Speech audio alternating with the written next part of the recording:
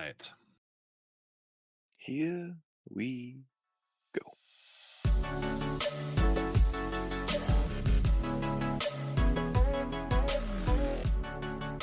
Welcome back to another episode of the Merge Feast. My name is Blake Hogmo.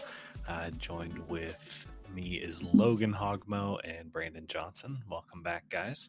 What's up? So I want to start this week by talking about the intro of this episode.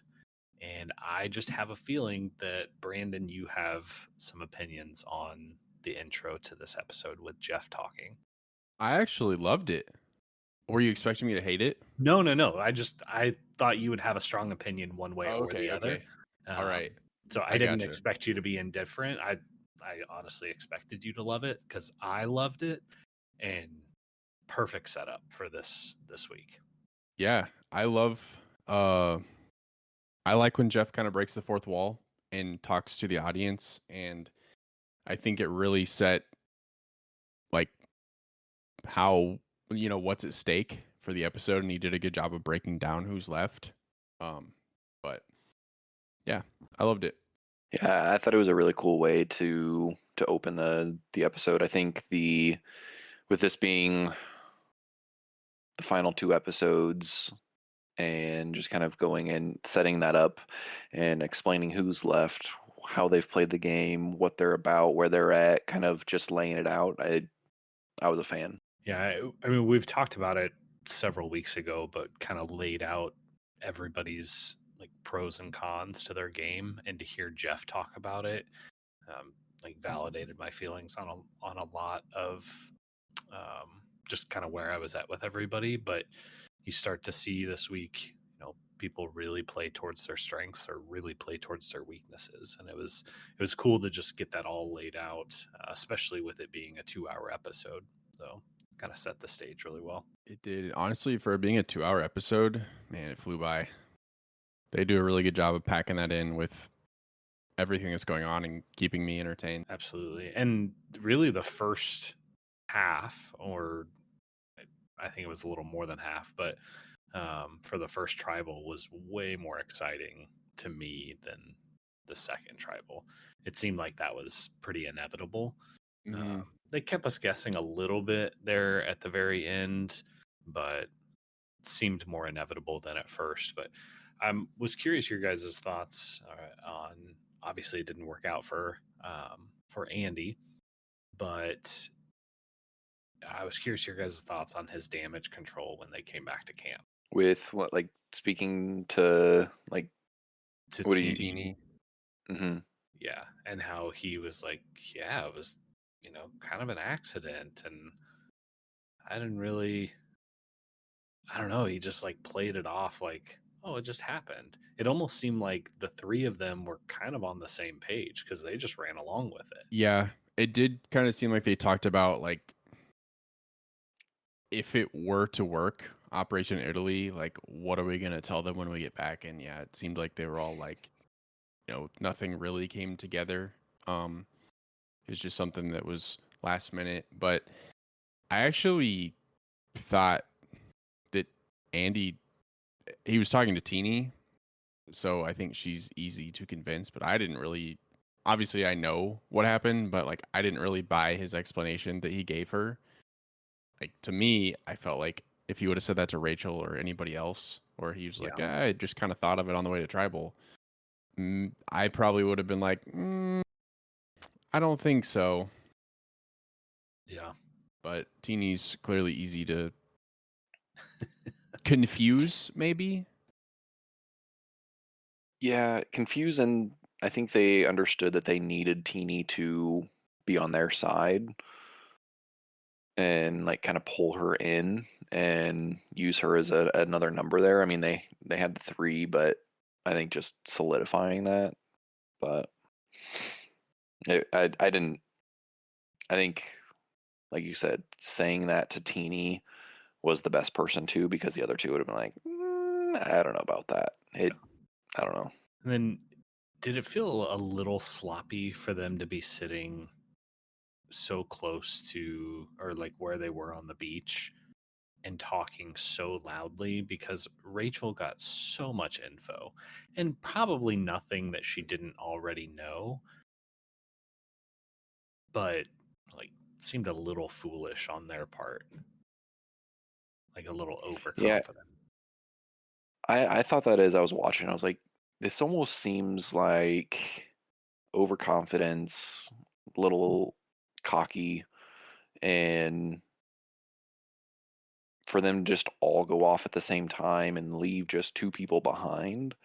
I thought it was just like, what is the thought process behind that? Because you clearly know they're coming up with ideas and talking about what's going to happen, and with it being at night, not being able to see super great, people, Rachel crawling around, listening in, like, why not have that conversation later and where you can be a little bit more aware of your surroundings? Or at least just like have the conversation then, but just be quick about it. It seemed like they kind of camped out Yeah. and made an evening of it. But in the one thing I liked that they did was show us, like, and Rachel explained it, just how dark it is out there. I really liked that they highlighted that and showed us that, like, you cannot see anything.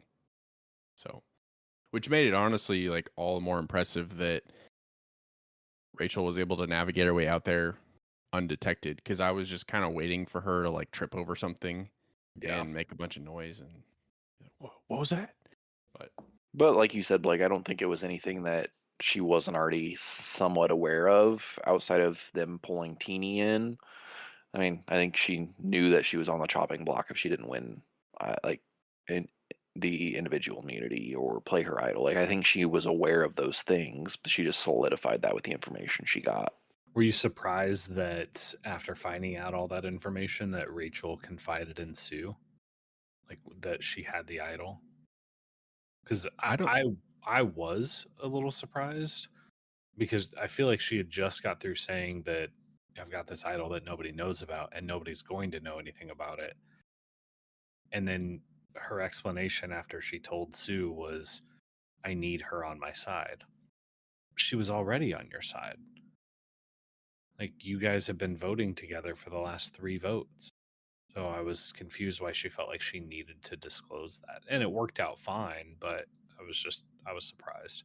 I think I mean, they were voting together, but Sue's loyalty was with Caroline, and it wasn't necessarily solidified with Rachel, I don't think, at that point. So I think that was Rachel's way of like just gaining a number, like knowing how Sue plays. Like, if I give Sue this info, like, I've got her locked in. She's mine. She's a number for me. So I think that's what that was. Yeah, because now with as loyal as Sue has been playing, she would probably take Rachel to the end because that just seems like she would say, I'd rather lose to you than lose to somebody else. So that's just kind of who Sue seems to be playing for.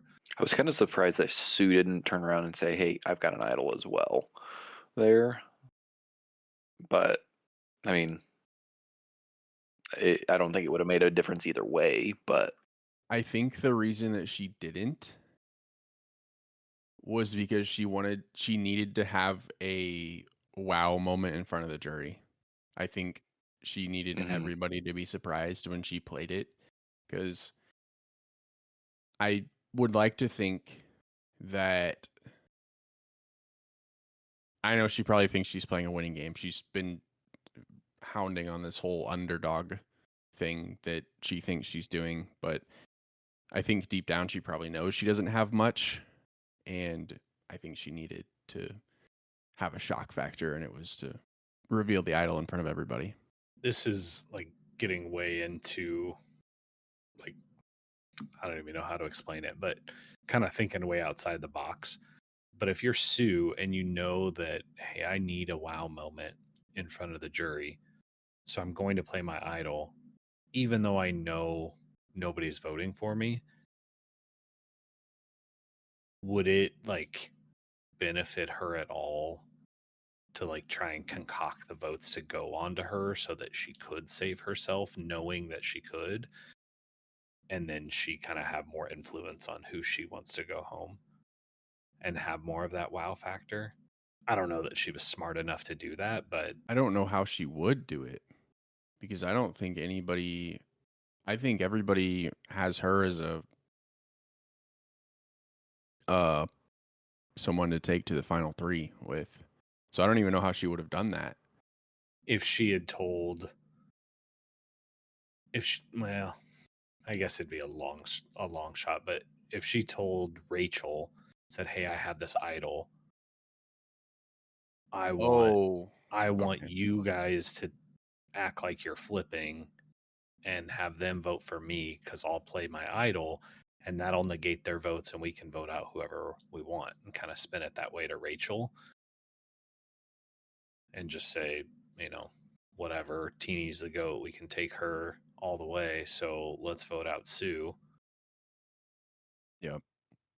And just like, I don't know. It would have been a better moment for Sue. Yeah, I agree. But I think to your earlier point, I don't want to say she's not smart enough, but I think her game has kind of been played for her. Yeah. To this point, I don't think she's willing to kind of take control of her own destiny and make a play for herself outside of really, the non-play that she made tonight with the idol. Right. All right. Let's move on to the first challenge, the reward and immunity. I don't know what I was thinking, but I was kind of thinking that this was going to be the challenge where they're like in the cage underneath the water and the tide keeps rising. That's the best challenge ever. Yeah, that's when they read the tree mail. That's what I thought the challenge might be, like, jump in, bob and weave, rise and fall. So I was like, maybe, but it was still a fun challenge. And Genevieve crushed the puzzle there at the end, beating out Rachel. She flew through that. Yeah.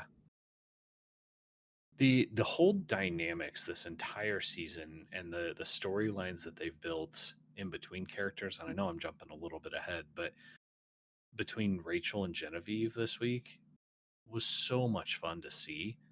Like, a little, like, I could see how it rubbed Sam and Teeny the wrong way a little bit, but I mean, Were they wrong?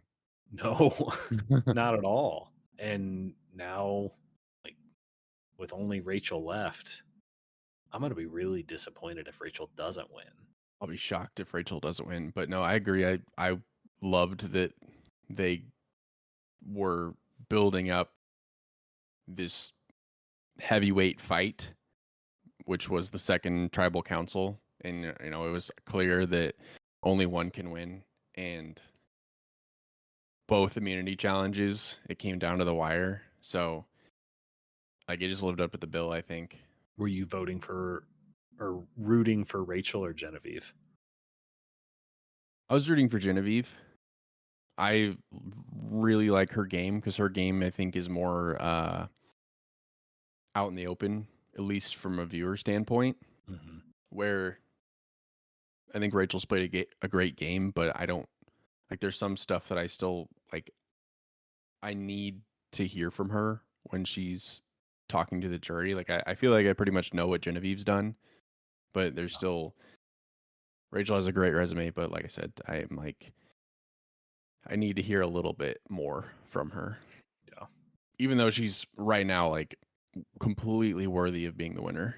Yeah, absolutely. Yeah, I thought I was honestly rooting for Genevieve for pretty much the same reasons, but then also knowing that Rachel had the idol and block a vote, wanting to see some of that chaos and tribal. Like, how is she going to play this? What's going to happen? Who's going home? I was almost like just as excited for that as well. Yeah. But I think Genevieve, like you said, Brandon, it's easier for us to see what she's done and we can see that up front. Yeah, where I think Rachel shined this week in several areas, but when they were kind of joking about this being her funeral, and they were all, telling her how good she is and why they had to vote her out. And it was perfect because she could play into that, like, and let some emotions out and be a little vulnerable. Like some of the things that she said to Andy on, like, everybody thinks you're, just kind of a tag along and don't have that good of a game. And she was able to be pretty blunt with him, knowing that I'm safe. But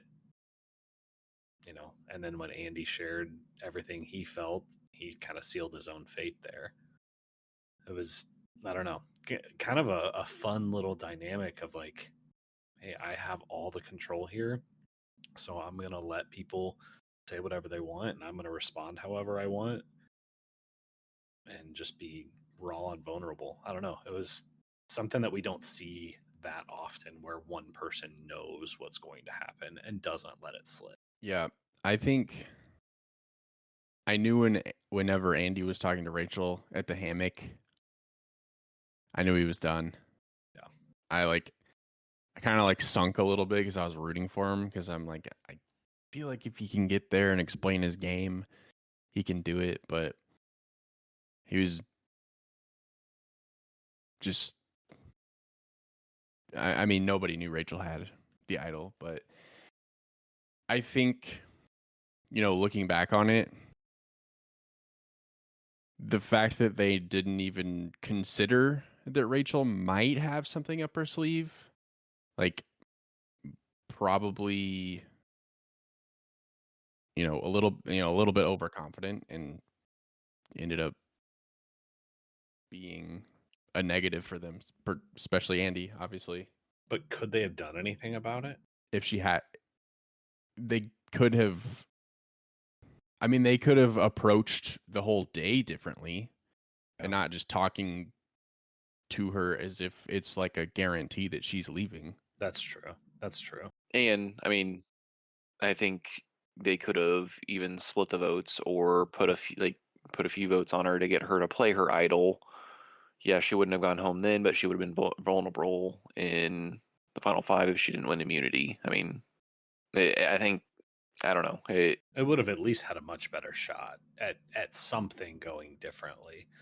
So yeah, no, it makes sense. They could have taken the opposite approach that we see often and tried to make her feel comfortable, and tried to, like, hey, I'm really concerned about Genevieve. What do we need to do about that? Could have, made Rachel, and Rachel's a smart player, probably wouldn't have bought it and probably was going to play her idol anyway. But there's just a bunch of different ways that they could have gone about it. I'm not even saying that they should have done it differently, because like there's been just like so many, the way that the season's just playing out, like I wouldn't change a thing. But I just think, out of the great moves that they've put together so far with, Operation Italy last week, literally top 2 moves in Survivor, to not even like trying to come up with anything just even somewhat creative. So I do have one question, and it was a question that Rachel asked Genevieve, and it was, if Rachel or Genevieve are not in the final 3, who wins between Sam, Sue, Teeny? It's Sam, right? 100%. 100%. Unless, I mean, the jury seems to really like Sue. The jury likes Sue. I think so. Yeah. But I think for me, if I'm looking at it, Sam, Sue, Teeny,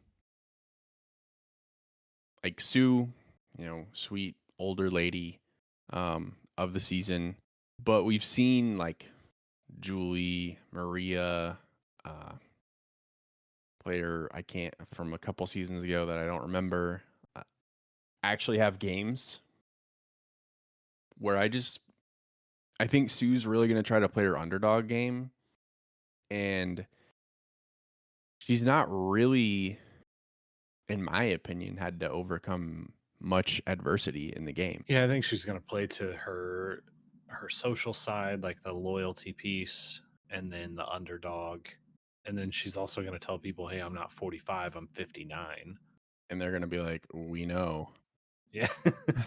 Yeah. Nobody thought you were 45. There's no way. Yeah. But it's still, as good as she's played, like it's still impressive for somebody of that age to hang with people, half of her age. Sure. So there's another tiny little feather in her cap. And if they're already like, hey, we really like her as a person, I could see it kind of swaying her way. But I mean, it's between her or Sam. What were Yeah. you going to say, Logan?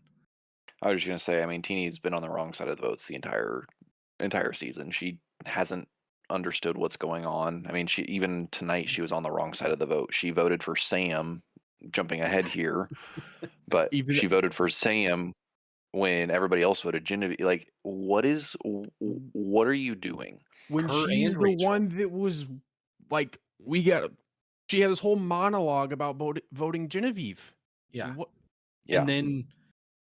And then we also have Rachel, who voted Genevieve, even though she had told Teeny, no, it's like we have to vote Sam. It was like both of those just switched, and I don't know. I feel like Teeny's like doing what she thinks other people want her to do rather than doing what she needs to do. 100%. Because I the closest, or at least recent game I can think of where just can't get on the right side of things is Jake from season 45. And I loved Jake, super entertaining, but the guy just was always like just left out and never had a clue, could never get ahead. And that's what Teeny's doing. But I think Teeny has had opportunities. And I think I said it last week where like I feel like the wheels are turning and she's like, something's not right, but then she just doesn't do anything with the information that she could use to better her game. And I believe that Teeny's gonna be in the final three, and I am very interested to hear what she's gonna have to say because I don't know if she's gonna lean into the I'm an emotional player thing or what, but with Sam, moving on, I mean, I think he has a great story. He's literally, since they got to the merge, has been on the bottom and just had to kind of figure it out. I mean, going from the top and before the merge, after merge, his number one getting voted out, surviving, like you said, Brandon, having to figure it out. And I just think he would, out of those three, he would clear. I think he would have the win there. Yeah. No, I completely agree. Yeah. I don't think it's going to be them as a final three. In fact, I'd be kind of disappointed if Rachel wasn't there because it's not really that exciting of a final three if, we've had all this great stuff happen and then it's Sue, Teeny, and Sam. Yeah. And it goes back to the classic conversation that we've had for so many years. It's like, by definition, the person that wins the game is the best player, like, because they won. Mm-hmm. But not really. Like, I would say, I mean, obviously Rachel, but potentially Genevieve might have been the best player this season. I've always said fifth place. Yeah, like that's so. All that being said, that's kind of why I hope Rachel wins, because I feel like she's the most deserving, at least of who's left. And it'll just, without that, it'll feel like, man, the best players, like, got sent home way too early. But again, by definition of the game, you beat them, so you're better than them. But I don't know. It's hard for me to don't know, grasp or wrap my head around and get on board with sometimes. Let's see.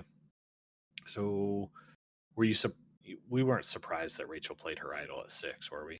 No, I mean, if she didn't, she would have gone home. Yeah. I mean, should have been stupid not to. Oh. Can we talk about Teeny and Genevieve so we kind of skipped right over the immunity challenge, but Genevieve won immunity and then took Teeny and Sue.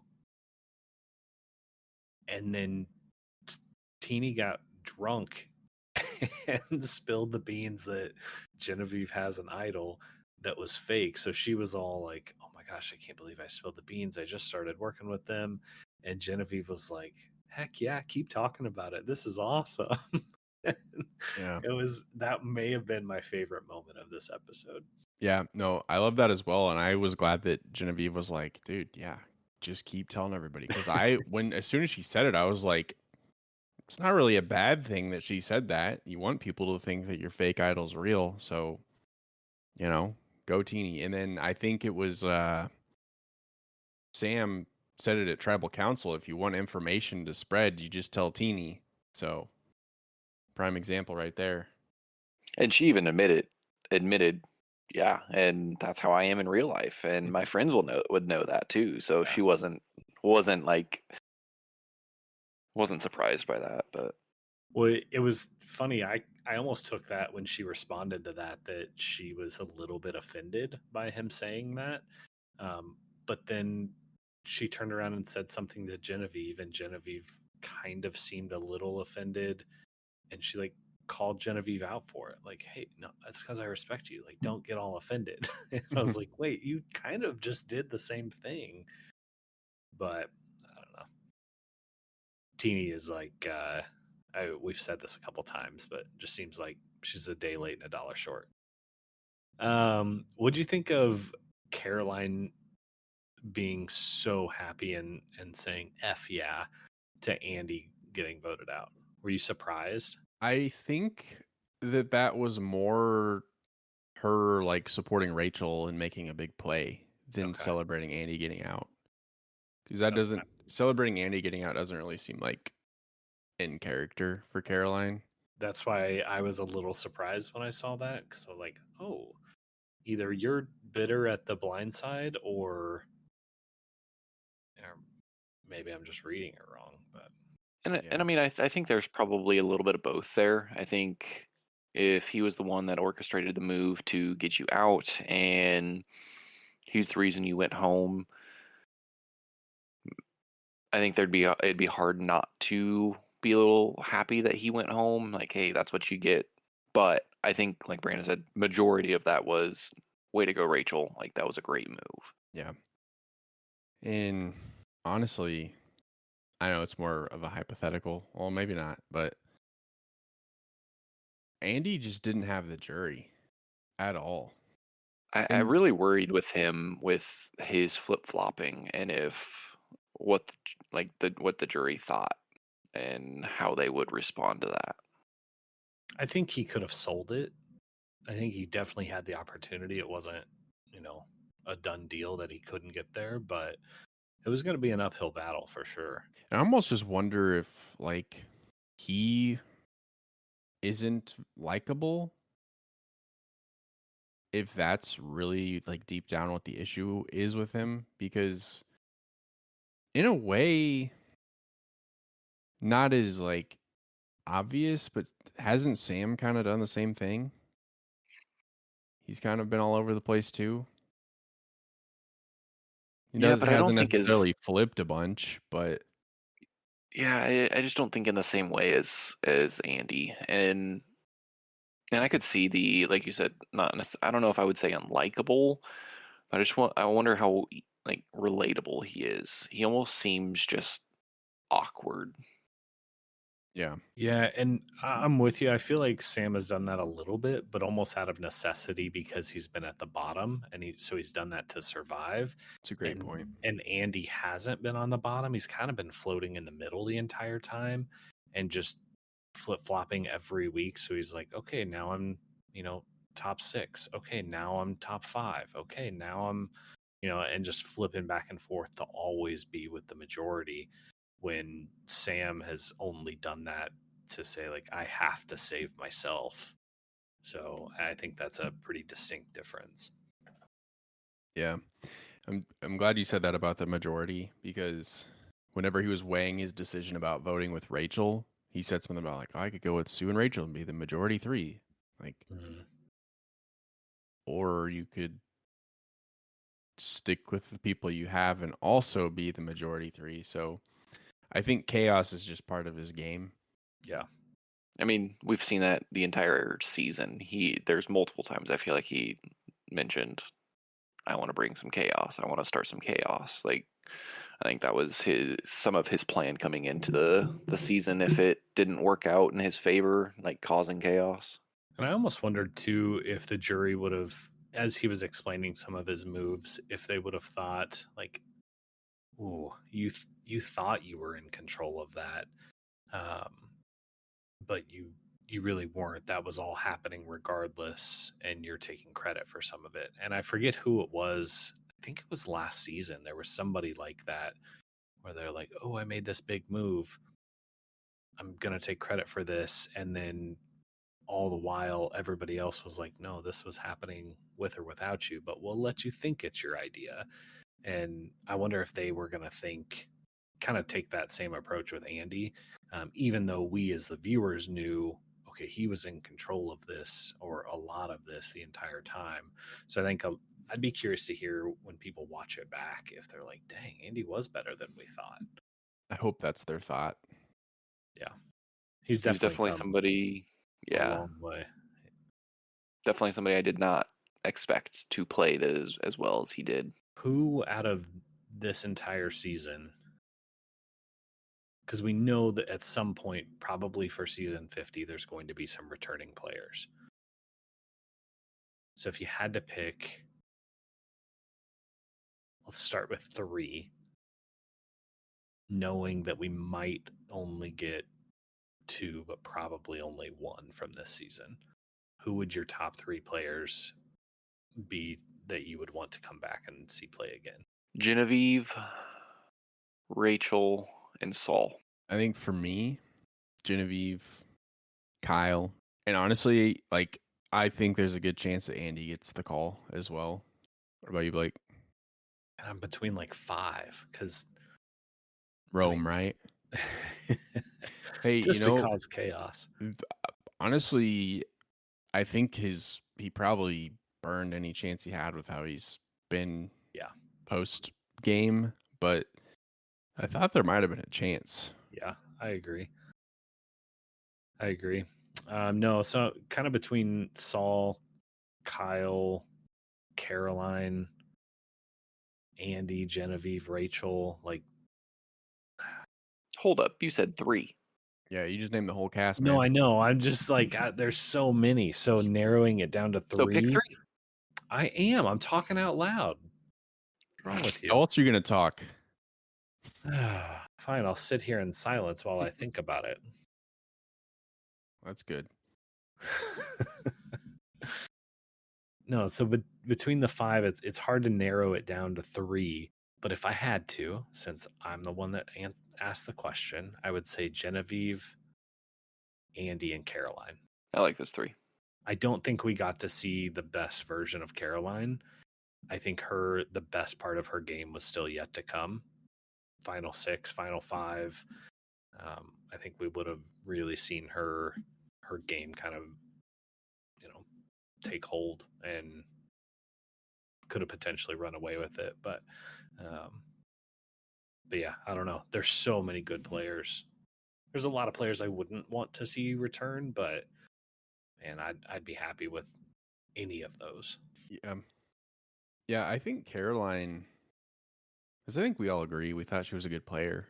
I think there were just more interesting players and more interesting storylines happening that her game kind of got put on the back burner, because I feel like there's probably great stuff that she did that we just didn't see because Genevieve was doing something insane, or Andy was causing chaos, or Rachel was finding an advantage, Yeah.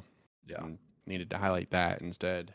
That pretty much everything that we've talked about so far, or at least for the most part, has been like really the first half of the episode. And then the second half of the episode, other than the dynamic between Rachel and Genevieve and that the immunity challenge, that was kind of the highlight of it. Because, I mean, maybe I'm crazy, but I felt like I knew what was going to happen the entire time. Like we just knew when Genevieve lost that she was going home, like the way they were building that up all episode.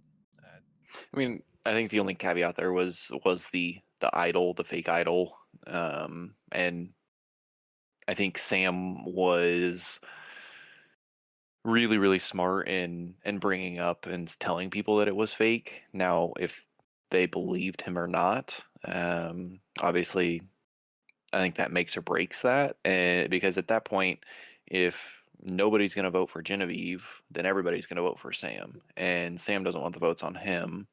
So trying to get that out there of, hey, this is fake, whether or not they believe them, I think was super smart on his side of things. And like he said, could have been a $1 million decision if I lose a vote from Genevieve because I lost her trust, or it goes the wrong way. But if he didn't do that, I think there's a chance that he would have a higher chance that he would have gone home. I love that he did it because he had to do it. I also love that Genevieve understood that he was probably going to do it because he had to do it. And Sam approaching Teeny was genius because he knew Teeny obviously was going to tell everybody. And I think it kind of felt like Rachel and Sue kind of treat Teeny like, we'll hear her out, but we got to take what she says with a grain of salt because we just don't know, because we know that people will tell her anything and she doesn't really know how to read. So, well, I don't know if she knows how to read. I've never met her, but she read situations. I'm sure she's literate, but yeah. Yeah. Do you think that was strategic on Genevieve's part to say and play up? Because she even said, "Yeah, it's fake." When Genevieve or when Teeny asked her about it, part of it seemed like, and maybe I'm reading way too much into this, but when I heard that, I thought, okay, Genevieve is being totally transparent and honest. And then as she was doing that, she could see Teeny almost question things like, wait a second, are you being truthful or are you not? And then she like caught on to that and just started like, yeah, it's fake. And like playing it up, like, vote for me because it's fake. Like, vote for me. And I don't know. The whole thing, it was really, really funny. And it seemed like that was her one final, pitch to like use what Sam said almost against him. And I don't know. That was the only piece of it that kind of had me on the edge of my seat. On like, no way she's going to pull this off again. If she pulls this off again, like, it's in the bag, but couldn't make it happen. And I think Genevieve there telling Teeny that she's clearly thinking ahead and had been the entire game, and that was her only way out of that, truthfully. Telling her that it was fake. Yeah. Why? What do you mean? I mean, if she would have said, no, it's real and you can vote for me if you want, but you're going to be wasting your vote, it would have the same effect on Teeny, because Teeny's whole thing was, I I'm guess that's just true. confused. I don't know what to believe. The plan was so elaborate this last or the last vote that now I can't believe anything anybody tells me. So I think either way she could have That's true. spun that. But I don't know. Maybe I'm thinking too much into it. No, I think that makes sense. the that moment I just mentioned with Teeny, how she was like, what'd she say? Her head was in a blender and just scrambled eggs for brains, and like not knowing which way's up. And that's kind of been, like we've said, her entire game. And I could definitely see how you would get in that position on, like, I don't know what to believe or who to believe. I don't know. Anytime Survivor and production can kind of lay out those feelings so eloquently and kind of paint that picture, I really love how they did that this week. Well, that and she was, I mean, I can see how that you can get to that point, but especially in her situation where she has been on the wrong side of the vote the entire season. I mean, at some point you've just got to think, what am I like? What am I doing? Like, I don't know. It really shocked me how opposite she was the entire season, even down to the final vote out. Yeah. I don't know. Hey, she said she's trusting her gut this season. So clearly, whatever her gut tells her, she needs to do the opposite because it's not Yes. working. Yes. And honestly, at a certain point, she, like, in all seriousness, she probably should have done that. You know, I've been going with what my gut tells me, and it's been wrong every time. So I'm gonna go with whatever I think is happening. I'm just gonna go the opposite, and Yep. might have a different opinion of her right now.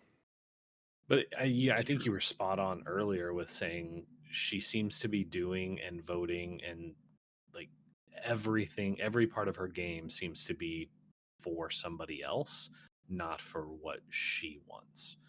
And I just don't think that's enough to win you the game. Yeah. What did I was trying to. sorry, go ahead. No, I was trying to find the tweet from her after the show. So I'm pretty sure I saw something that, yeah, this says here, I knew Rachel and Sue were voting for Genevieve, and I put one on Sam just to make sure was planned. I don't know how much of that I buy. We knew Genevieve was gonna put one on Sam. Yeah. So Um, I don't buy that in what she's saying. I think she just was on the wrong side. Because if I am gunning for a person, if I'm playing, I'm making sure that I'm writing down their name when I know they're getting voted out. I'm not writing down the just in case vote. Heck no. Hmm. Stock down, teeny. I agree.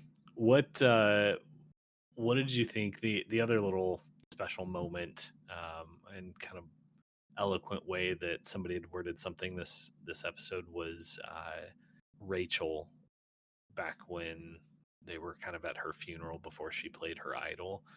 I forget exactly how she worded it, but Jeff asked, like, what is this moment like for you? And talking about how she realizes that, you know, she needs to do less things and like fill her life less and not be so busy back home, because as soon as she started doing that in the game of some sort, then she seemed to be more fulfilled and happier and like less stressed. I, she worded that way better than I just did. It'd be nice to hear that quote again, but I was curious what you guys thought on that. I think it's a great. It's awesome that she was able to look at her game and kind of take that from that. That, hey, I feel like I was doing too much and it was almost hurting me, or taking a step back and kind of just, I wouldn't say going with the flow, but just kind of taking a step back and not feeling like she had to be in charge the entire time, and correlating that to her real life and saying, hey, do I need to take a step back or look at some of that? And I think that's really cool. I always love whenever I think Survivor, especially in the new era, is so focused on the experience. Sometimes it's, doesn't sometimes it's negative. Like sometimes they focus too much on that, but I love somebody being able to go onto Survivor and kind of come away with more than just this really punishing game, and come away with something for themselves that they can utilize in their, normal everyday life. So always love to see that. Well, I think that helps continue to get people to want to come on the show because hey, you can have this like breakthrough life-changing moment more than just $1 million. And I mean, the classic example of that was it Suri back in the day, where she talked about how like I literally like I would never get off my couch and they forced me to do this and like totally transformed her life. And now she's been on Big Brother, she's been on Amazing Race, I believe, and She's won the Traders. oh, ruin it. Spoilers. Sorry. But like totally transformed her life. And so I love the fact that they focus more on those experiences and the kind of revelations that people have about themselves more than just, hey, you won $1 million. And because, that's going to come and go. And there's going to be another show that offers the same amount or more. And, on to the next. But what keeps people coming back is those stories and like, man, that is so relatable. These aren't just, you know, people in Hollywood that know somebody that got on the show. These are like truly, you know, my neighbors that like I could totally do this. And I don't know, it just feels way more unique and relatable than any other reality show like that. Agreed. I've always kind of felt that way about Survivor in general. I don't watch a ton of reality TV, but I think that when I do, I'm like, Survivor is like, it's real. Like, there's nothing about it that just feels fake to me. It's real people playing a game, and they're just normal, everyday Joes. And it makes it interesting and relatable because, you're rooting or for people or against people that have very similar lives as us. Yep. Very, very cool. Okay. So who is final four? We have Sam, Teeny, Rachel, Sue. Sue. Sam, Teeny, Rachel, and Sue. Okay. Who is making fire? I hate to say the obvious, but it just depends on who wins immunity. I think it's inevitable that Sam or Rachel or Sam and Rachel are making fire, right? I like that. Sam or Rachel. Yeah, 100%. Honestly, I will be shocked if Rachel doesn't make fire. I think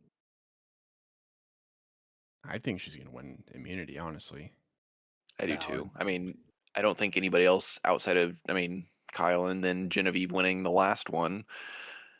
I don't feel like anybody else has been super, super close at beating her. yeah. So Yeah. Sue won an immunity early on. Sam he can win a reward challenge, but Yeah. he doesn't seem to have the grasp on those kind of endurance challenges that are typically immunity challenges. But if Rachel doesn't end up winning, I mean, is there anybody there that wouldn't put her in fire? I feel like you'd be stupid not to, right? In the off chance that she doesn't win fire, because I it's crazy for me to think that the three people left would not believe that or would believe that they could beat Rachel. Like that just seems crazy to me. So I honestly think Sue and Teeny are kind of wild cards. Like if either of them were to win immunity, I would like to think that they're both, aware enough that they need to put Rachel in fire, but Sue kind of trying to play that loyal game. I'll bring Rachel to the end, even if I know that it probably means I'm going to lose. And then, if Teeny gets it and Teeny's like, Rachel wants me to have her, have her bring me to the end. So, I want to do that for her because that's Teeny's game, apparently, is doing things that don't better her game. Or she would do it thinking that, this was her move and this is the best way to do this. All the while, like, it's what would have happened anyway. Like, she would say, okay, I'm going to take Sue and force Rachel to get out Sam. I'm like, okay, you did the correct thing, but the wrong way, or like the wrong thought Right. process. Like Yeah. your reason for putting her in is so that she doesn't win, not so that she takes out Sam. Like that, I feel like that's something that Teeny would do. Yeah. Yeah, I think if Rachel or Sam win immunity, I think Teeny's being taken to the end, and Sue and Sam or Sue and Rachel are doing fire. Yeah, I'll be shocked if Teeny does fire. Unless she wants to, just to have something under her belt, like we've seen in previous seasons. But I still don't think that has a huge weight in her case. There's nothing that's going to override to make her win. I agree. I think Teeny's 0 vote finalist, and somebody's got to do it, and this time it's Teeny. My vote for final 3 is going to be Rachel, Sam, and Teeny, and I can see Sam getting maybe 2 votes, with Rachel winning and Teeny getting nothing. That's my pick. I like it. That's not bad. Yeah. No, I think that's good. I think, though, the only thing is I do think there's an outside shot that Sue wins immunity. And the reason I say that is I feel like oftentimes the final immunity challenge gets won by like the most, like, it's like the most useless win. Like the person that doesn't need it wins it. I feel like that happens often. I feel like it kind of has Sue written all over that. It almost seemed, and kind of going back to the fire making, it almost seemed like people didn't want to have to go up against Rachel for fire making. I mean, I feel like it wasn't that brought up a couple times of like, and then if I have to go up against Rachel in fire making, so she must be pretty decent at making fire. Obviously, I mean, things happen, and we've seen people that could make fire not get anything at tribal there, but yeah. And something that's interesting that I've kind of seen, and I think Caroline sort of mentioned it in her exit interview. I didn't watch the whole thing, but I saw some clips of it where Sue's dirty because she's been tending to the fire a lot. Yeah. So I don't know if her tending to the fire is the same as her like actually starting the fires, but I think obviously, if Sue doesn't win immunity, I think Sue has the best opportunity to actually knock out Rachel or Sam in fire making, just because that's kind of what her thing has been, her claim to fame, I guess. That's true. Yeah, that's a really good point. And like you said, Logan, the classic case of the person who's best at fire making just kind of fumbles the bag at the end. We've seen that. We've seen it. Times. Nerves get to you, and yeah. Yep. Yeah, in for a wild ride next episode and the finale. So next week is a 2-hour finale. It's crazy that it's already here. Yeah. Yeah, the season flew. It's been a fun season. I have mail. We have mail. Holler. Nice. So from Tyler M. Tyler is one of our, I don't know why I don't know how to describe him. He co-hosts a football podcast with me, Football Kingdom, that Logan and Blake have been on as well. But he had a question for us, and it's actually about last week's episode. And so he told me, and before I read this, he told me he's kind of a Survivor podcast junkie right now. He listens to like 4 or 5 podcasts about Survivor a week, including ours. And nobody's brought this up But this question is about last week's episode and Heist Operation Italy. Why did the 4 women put 2 votes on each Genevieve and Sam? They clearly didn't see any of the red flags that Andy was putting out, so they trusted him to vote with them. But if they did think Andy flipped on them, shouldn't they have voted 3 and 1? Put 1 vote on Sam, 3 on Genevieve. That way, if Genevieve's idol is fake, they still have a tie and they still vote out Sam. It seems to me splitting the vote, even between the 4 of them, doesn't make sense. They had just talked to Women's Alliance and even said they don't need to split, but Andy kept pushing a split vote. Just seemed like Andy's argument could only be for him to blindside them, and they should have seen this coming. I did have some of those thoughts, and I'm trying to go back and remember about that last week. I think splitting it 2-2, knowing that they had the majority there, I do think it could have worked out splitting it 1-3. But I mean, I guess there's no point of splitting that at that point. Then I don't know.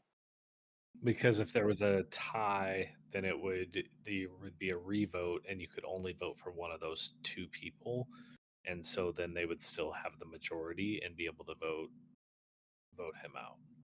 Mm. So you would control it either way. Yeah, I think it's just contingent on Andy flipping, right? Mm-hmm. So if and this is a good question because I don't really have a great answer for it. The only other thing that I could think of would be the fact that, okay, Andy's wanting to do this, but like, I think it goes to show how little everybody respected Andy's game. I don't think they realized how smart he was, and kind of didn't take him too seriously. And so when he's saying, like, hey, let's do this, like, I don't know. I just don't think that they really thought that it was a red flag, because hey, there's no way he's like sharp enough to pull one over on us. Well, that, and whenever he was talking about what was happening last episode, Caroline was the one that was like, "Oh, so we need to split the votes." Again, planting that idea where they kind of came up with it, and then he reiterated it later. So I don't know. I could see some of that with what you were saying, Blake, of not thinking that he was actually. I mean, Rachel even said it this week yeah. Rachel even said it this week. I was like, I am seeing him in a whole new light now. The moves that he's made, I honestly didn't even think that he was that big of a threat, but now I'm starting to wonder, do I vote him out? And I don't know. That is a good question. Yeah, it is.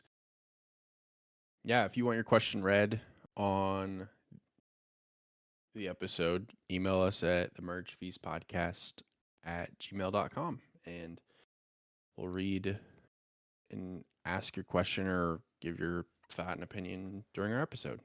Yes, I'm excited to hear from you guys. All right. I guess the only other thing would be if we have a survivor of the week, but I feel like we're gonna all have the same one again. Yep.